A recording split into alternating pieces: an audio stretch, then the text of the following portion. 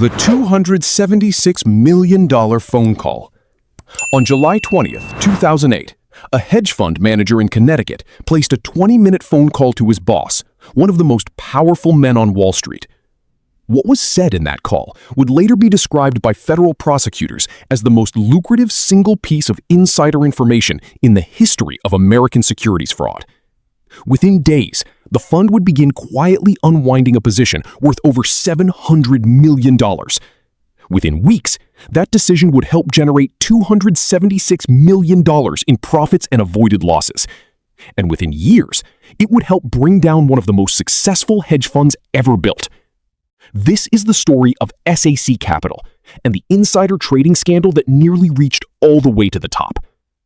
SAC Capital Advisors was founded by Stephen A. Cohen, a trader who built his firm into one of the most consistently profitable hedge funds on Wall Street, managing billions of dollars and earning Cohen a reputation as one of the most successful and most secretive investors of his generation.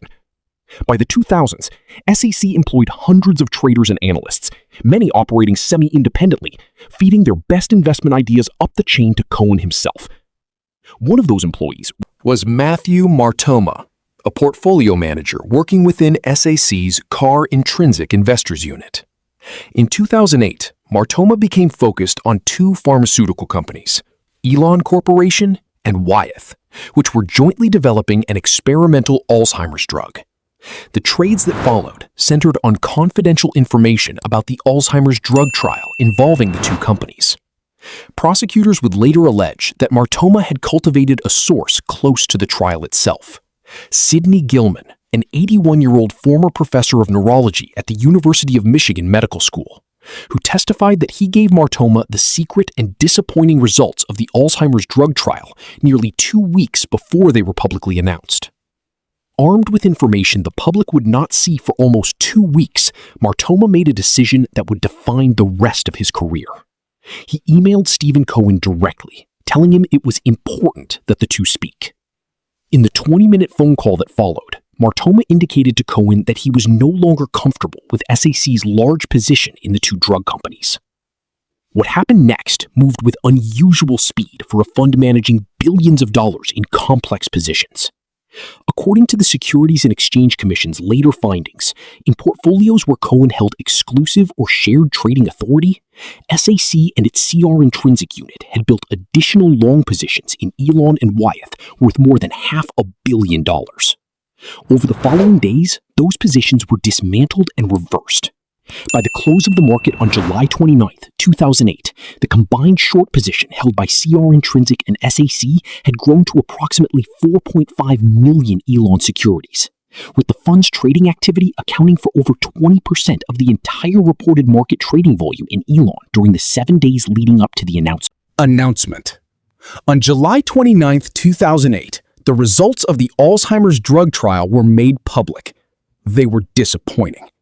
Elon and Wyeth stock prices dropped sharply. For ordinary shareholders, it was a routine, if unwelcome, market correction.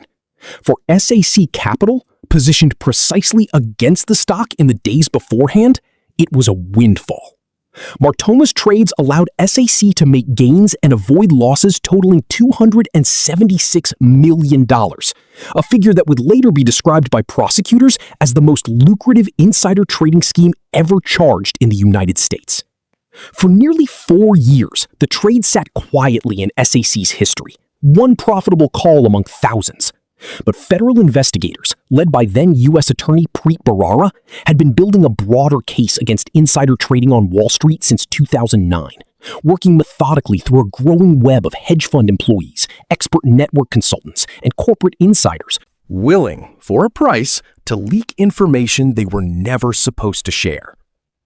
Martoma was arrested and charged in 2012. Along with him, prosecutors also charged Michael Steinberg, another senior SAC employee, in a related insider trading case involving separate trades in Dell stock. As the investigation widened, scrutiny increasingly turned toward the man both employees had worked for directly, Stephen Cohen himself. In July 2013, the Securities and Exchange Commission filed a civil action against Cohen, though notably not a criminal charge. The SEC accused Cohen of failing to reasonably supervise two of his senior employees who had engaged in insider trading under his watch, alleging that Cohen received highly suspicious information and failed to take prompt action to determine whether an employee under his supervision was engaged in unlawful conduct. That same year, the pressure on SAC Capital as an institution reached its breaking point. The hedge fund agreed to plead guilty to insider trading charges and pay $1.8 billion in fines and penalties, a settlement that included $616 million previously paid to resolve civil charges related to trades involving Elon, Wyeth, and Dell. It remains to this day the largest insider trading penalty in the history of American securities law. As part of the deal, SAC agreed to stop managing money for outside investors entirely, converting itself into what is known as a family office, managing Cohen's personal fortune rather than public capital. In January 2014, Matthew Martoma's case went to trial. A Manhattan jury found him guilty on 3 counts of insider trading, following testimony that detailed how Martoma had obtained the secret trial results and how SAC had subsequently unwound its position in the 2 pharmaceutical companies. Martoma was sentenced to 9 years in prison, one of the longest sentences ever handed down in an American insider trading case. Throughout the legal proceedings, both Martoma and Steinberg remained loyal to Cohen, refusing to cooperate with investigators or provide testimony that might implicate their former boss directly. Without that cooperation, and without direct evidence that Cohen himself had ordered the trades knowing they were based on illegal tips, prosecutors were left pursuing a case built almost entirely on inference, that a man overseeing a portfolio worth billions of dollars should have recognized the trades beneath him as suspicious. Ultimately, that inference was not enough to bring criminal charges against Cohen. In January 2016, Cohen accepted a 2-year ban on managing money for outside investors, ending the SEC's civil probe into his supervision of Martoma.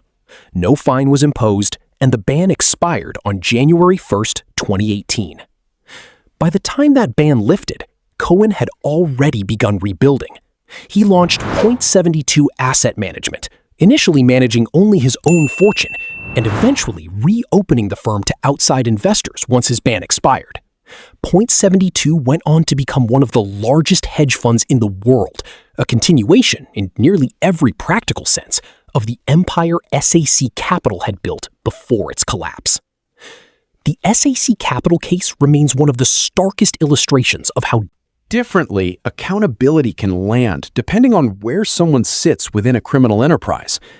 Matthew Martoma served years in federal prison. SAC Capital, as an institution, paid the largest insider trading fine in American history and effectively ceased to exist in its original form. And Stephen Cohen, the man both employees worked directly beneath, faced no criminal charges at all. A 2-year pause in his career before returning richer and more powerful than before.